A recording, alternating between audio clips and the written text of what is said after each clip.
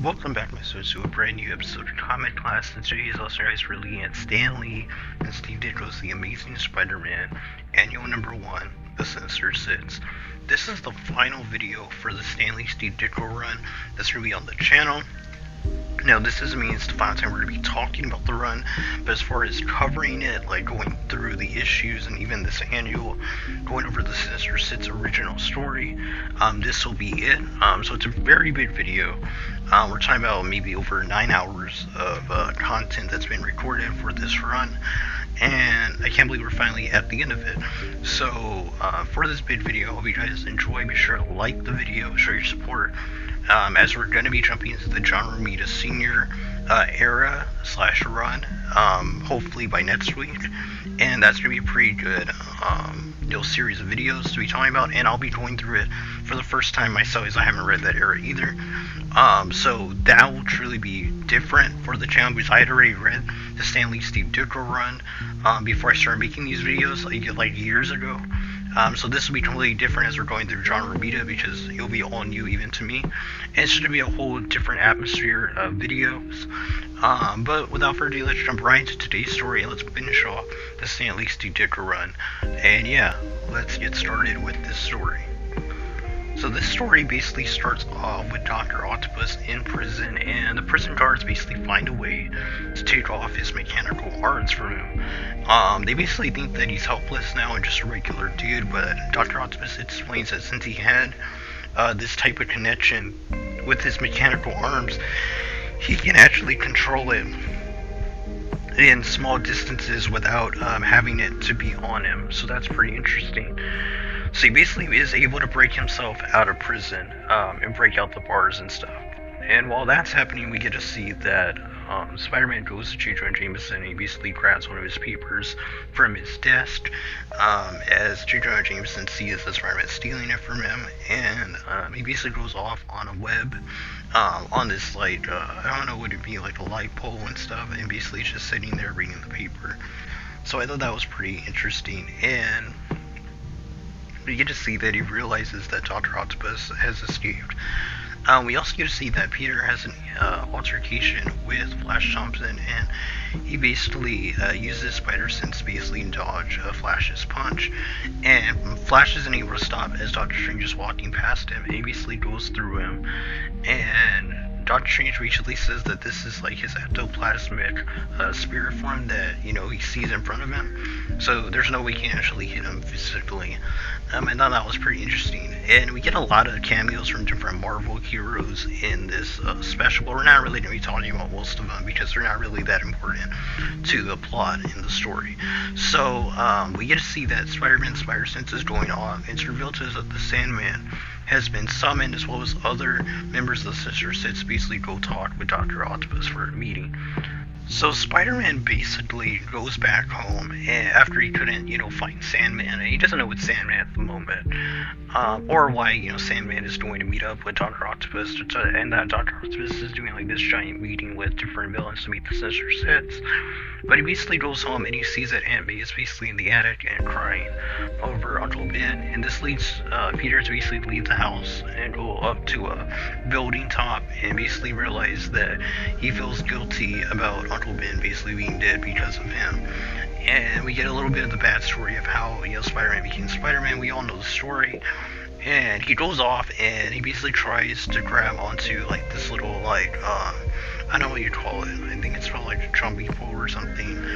And he basically realizes that he can barely hold on to it, and it seems like his spider strength is basically leaving him. And this is very similar to the plot of Spider-Man 2, so I'm guessing they got it from this comic.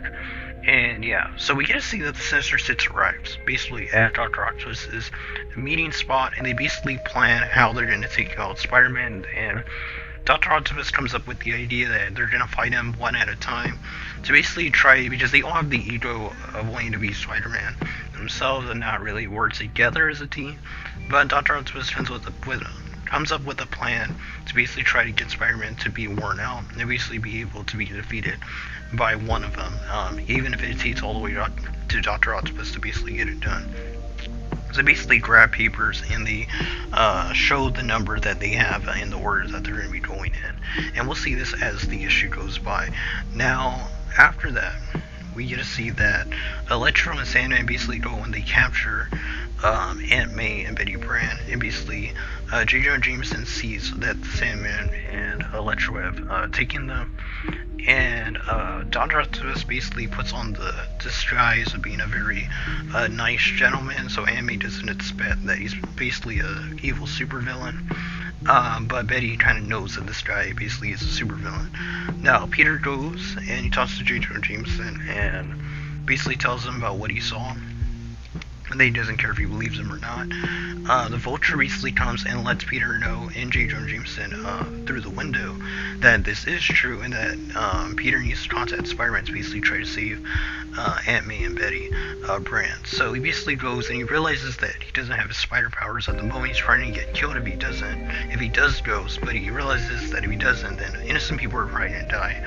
So he goes, he gets in his costume, Spider-Man costume, he goes in order to fight the first person, which is revealed to be Electro.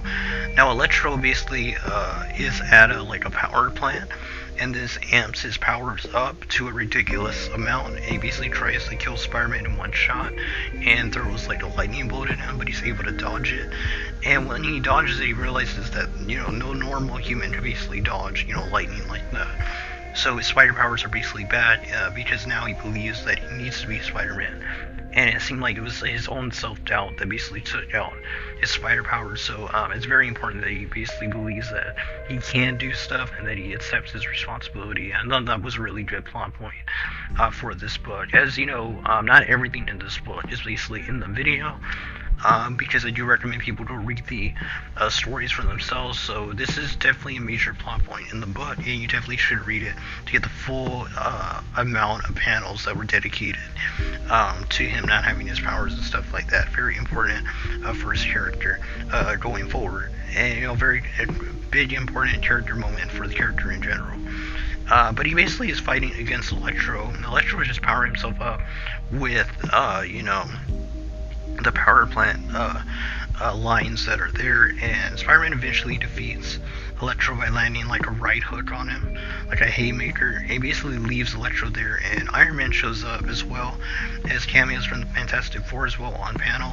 He basically leaves Electro for Iron Man to take to jail or something like that, and yeah, eventually he uses the letter that Electro drops when he gets knocked out and he has on him. And every time Spider-Man defeats one of his villains, they basically have a letter, like a page, that tells where the next location is for the next villain. So he uses this to find his next villain, which is Kraven the Hunter. Now, Kraven basically uses him and his, I guess they're leopards. I think they're leopards. And they basically attack Spider-Man in like a three-man formation.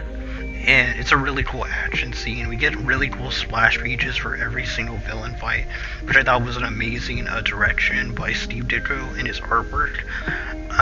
Very good scene. Eventually, Spider-Man defeats Kraven, and he almost gets help from the Human Torch as he offers his help. But he basically tells him that he wants to do this alone. This is a personal fight. And I thought that was a really cool scene for the character. It shows that he does want to fight his own battles, but he's not afraid to get help when it's too much. But he knows he can take this, so I thought that was really cool. We also get to see that Dr. Octopus is treating Aunt May and Betty Brant well. And Peter basically goes into the next villain fight, which he doesn't know. He doesn't have the names of the villains that he's fighting in order. He's basically just is told the location of this battle. So he goes into a spot where it seems like the X-Men are at, and they basically start attacking Spider-Man. And Spider-Man knows something's not right because the X-Men are heroes, and they wouldn't be, attacking him like this. So Spider-Man basically fights them and realizes that they're just robots, but they are very strong, in and of themselves. In that people like Cyclops' optic beam, his optic blast, basically is still dangerous, even though it's just a replication. And eventually, Peter defeats all of them, and he goes and he takes off this metal, barred wall of iron, and he basically goes through it, or he breaks through it. I think it was just an illusion, or saying it was a way to make him not think he could get through it. And he goes through it, and he sees that Mysterio is behind all this, and he realizes that that's why he was able to replicate the X-Men so well, because it was all like an illusion. He was able to make these robots to make them seem like they were real. We get a really cool splash page yet again with Spider-Man basically landing punches on His villains, he basically knocks out Mysterio, gets the letter from Mysterio, and he goes off to the next battle, which is the Sandman. Now, his battle with Sandman's pretty interesting. Eventually, we get a really cool splash page of him landing hits on Sandman, but this isn't knocking him out. Eventually, Sandman comes up with a plan and a trap, and he puts him and Spider-Man in like this airtight giant metal cage. Like, it's like this little box that's like just enough for them to be in. And he basically thinks that he can trap Spider-Man and take him out, but before he can kind of corner him and get him to tire out, he basically tires out first, and it's revealed to us that because it's airtight, he basically ran out of oxygen in the box, and he could have killed himself as well as Spider-Man eventually, as Spider-Man's able to hold his breath longer than regular people. He does his superpowers, and his increased strength, I guess. He increased his air supply or something. And at least this is what Spider-Man tells us. They can hold his breath longer than a normal person. But he's able to open the door and allow, Flint Marko, the Sandman, basically to survive this battle. And you see what he killed both of them, basically, as Spider-Man not opened the airtight metal box. So the next thing that happens, he gets the card, is that Spider-Man got in the card during the battle with Sandman. I believe he got it first thing before the battle even started. And he goes and he fights against the Vulture. And the Vulture uses a very a useful tactic in that he, tries not to fight Spider-Man with his web cartridges on. So he basically gets him to remove his web cartridges and tries to come up with the plan to basically get him to fall to his death. But because Spider-Man can stick to walls, he's able to kind of outmaneuver the Vulture. The Vulture tries to grab him by his leg, but he reverses this and grabs the Vulture's leg as well. Or I think he took it off of himself and then grabbed the Vulture's leg. And he basically gets on top of him and is able to take him out, basically make it to where, they'll both fall to their death. So the Vulture has to give up in defeat so that he doesn't die as well. And Spider-Man basically just webs him up after he gets his web cartridges back from one of the buildings, I guess. And the Vulture's basically defeated with him getting the card he needs to get to the final location, which is Dr. Octopus. And Dr. Octopus basically tells Betty Brant and Mage to go into a safe place as Spider-Man finally arrives at the castle that Dr. Octopus is in. Now, Spider-Man goes into the castle, eventually confronts Dr. Octopus, and he thinks he's going to be able to beat him very easily because he doesn't have his mechanical arms. But as we learned in the beginning of the annual, that he can telepathically interact with his arms. So he basically tries to sneak attack Spider-Man, but his spider sense basically allowed him to not get hit too bad, I guess, or he kind of dodged it. And the battle basically starts between the two, and it's a pretty cool battle. It's really interesting to see Dr. Octopus not have his arms on him. Eventually he puts them on him because it's more convenient, and I guess it's better to use them, with his mind, intact, with him on his body. Eventually he gets Spider-Man to basically run away from his arms, and he goes into a trap door that was on the ground, and basically falls into this giant, it looks like a fishbowl of water. And Dr. Octopus gets kind of ironic in that he gets his scuba dive suit, and he has his air supply and stuff like that, his scuba gear, and he basically gets in this giant fishbowl with Spider-Man, and they basically have a really cool fight scene in the water. I thought this was really interesting from Stan Lee and Steve Ditko. Whoever came up with this idea, very cool idea for an octopus and spider to fight in water. I thought it was really funny, and Dr. Octopus even mentions this as well, that it's very funny and ironic that they're doing this. But he goes through with it. He goes in the water with Spider-Man and basically tries to kill him in the water because he has an air supply, and Spider-Man doesn't, and he's fighting mechanical arms that are made out of titanium or something like that. It's ridiculous. Eventually Spider-Man comes up with the idea to use his webbing, and he made webbing that doesn't dissolve in the water super fast. I'm pretty sure it still dissolves after time, but it can hold things in the water for a bit, and he uses this to basically web up all of Dr. Octopus's mechanical arms, and eventually he's able, I guess, to break out of the fishbowl basically and gets Dr. Octopus out as well, but he's all tangled up. His mechanical arms and him and Spider-Man's webs, his waterproof webs, I guess, and that's how he's defeated, and he's basically left for the police and stuff like that. Spider-Man uses Spider Sense to know where, which door basically Betty Brant and May are behind. And he basically takes them outside and leaves them basically so the police can take them home. And Peter basically goes back home and changes out of his outfit. Spider-Man costume basically adds concern for Aunt May and Betty Brant acting like he doesn't know anything.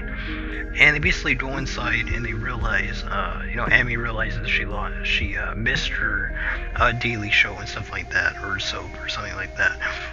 Daily soap. That was a very funny comedy moment. And the relationship between Betty Brant and Peter seems pretty well and healthy in this. This is after, I think it's issue 12 with the Kraven the Hunter debut issue, so they were still in their like dating phase and stuff, so I thought that was really cool. And the issue ends with Aunt May basically telling Peter not to talk with so much slang. She's been doing that throughout this annual. We see the Human Torch basically going to J. Jonah Jameson saying they was trying to congratulate him for beating the Sinister Six, and J. Jonah Jameson is basically mad. And we can see that Peter's just happy with Betty Brant and Aunt May basically being safe and sound, and them to be able to just enjoy their evening together. And the issue ends with Dr. Octopus basically saying that he has another plan to take out Spider-Man with the rest of the members of the Sinister Six, not wanting to hear any of it and saying that they don't want to work with him in the future. And the Vulture basically has a funny line, after Sandman says that he still doesn't know how they could all have been defeated, by Spider-Man. They even thought he beat him, that he was beaten when he did his little metal box trap. And the Vulture basically says that, the talk is the only thing that all of them can do, and that the least that they could have done was give them their own cell, or their own private cell. And that's how the issue ends, and with Spider-Man basically outside the jail cell, basically, in the outside world, basically just looking at them with the sun shining bright, and that's the final panel. And yeah, that was Stan Lee, Steve Ditko's The Amazing Spider-Man annual number 1, The Sinister Six. I wasn't expecting a lot from the first annual of Spider-Man and this original Sinister Six story. I thought personally that it was going to feel very dated, and I thought that a lot of the hype for the Sinister Six, even though they're very iconic, that I thought that they were going to be kind of like, not really doing that much. I thought that it was going to be kind of like, I did expect that they were all going to work together and fight him in a group, so especially since the cover basically kind of lends itself to that they were going to fight as a group. But it makes a lot of sense in the story, as they said, even Spider-Man mentioned it, I think he mentioned to Dr. Octopus that they would have beaten him had they all attacked him at once. Especially in this moment in his career that he is literally struggling with a lot of these villains the first time he ever fought them. So they easily could have probably overpowered him, but because of their ego, they weren't able to do it, and they lost because of it. But overall, the concept of it was really interesting. It's a very basic concept in having a hero fight villain after villain, but considering, the comics in this time, it was very unique, I bet, at the time. And the villains are just great in the Spider-Man mythos / universe. So it's really interesting. Hopefully, they do a story like this in the future with the Sinister Six. Maybe with different members in that, I don't know. I'll have to look up different Sinister Six stories. And there is a Sinister Six story that we are going to be covering on the channel, but I don't want to reveal which one that is yet, as I still need to read some issues of that to give a full review on that. But that's going to be really fun. So yeah, but overall, really good way to end the Steve Ditko Stan Lee run on the channel. I really enjoyed it. Like I said, I wasn't expecting that much from it, and I really enjoyed it. I really would put it up there in maybe my top 10 issues, or this is an annual, but it's an issue of the Stan Lee Steve Ditko run. So we definitely will be doing a top 10 issues of the Stan Lee Steve Ditko run that will be coming out hopefully next week to celebrate the end of the playlist. And we will be jumping to the John Romita Senior run really soon on the channel, as I will be starting to read that really soon, so we can get the videos out for you guys that are following this Spider-Man read-through so far. And we don't know how far the read-through is going to go. We might stop after John Romita Senior, we might not. We'll see how the videos are doing on the channel, if we're growing as a channel and as a community. But overall, I've had a lot of fun making this playlist, this series of videos, and it was a good way to go out with Stan Lee Ditko's run. Really great issue to talk about, / annual number 1 to talk about of the Amazing Spider-Man, the Sinister story, the OG story, and yeah. But that's going to be all, guys. If you're new to the channel, be sure to subscribe. I drop Spider-Man reviews on the channel. We are going to be reviewing other series / runs. That's basically the main thing on the channel that we do, is talk about comic book runs from volume 1 all the way to whatever final volume it is. Or, we'll even talk about single stories such as like in the Infinity Gauntlet, or Crisis on Infinite Earths, stuff like that, like event books. We do talk about that stuff as well, and we do Power Stanley / versus videos as well. Those will be coming out hopefully really soon, more of those. And overall, we're just trying to grow the channel of the comic class, and hopefully you guys enjoy the content I'm putting out. But in the next video, guys, God bless you. Until next lesson, keep on reading those comments.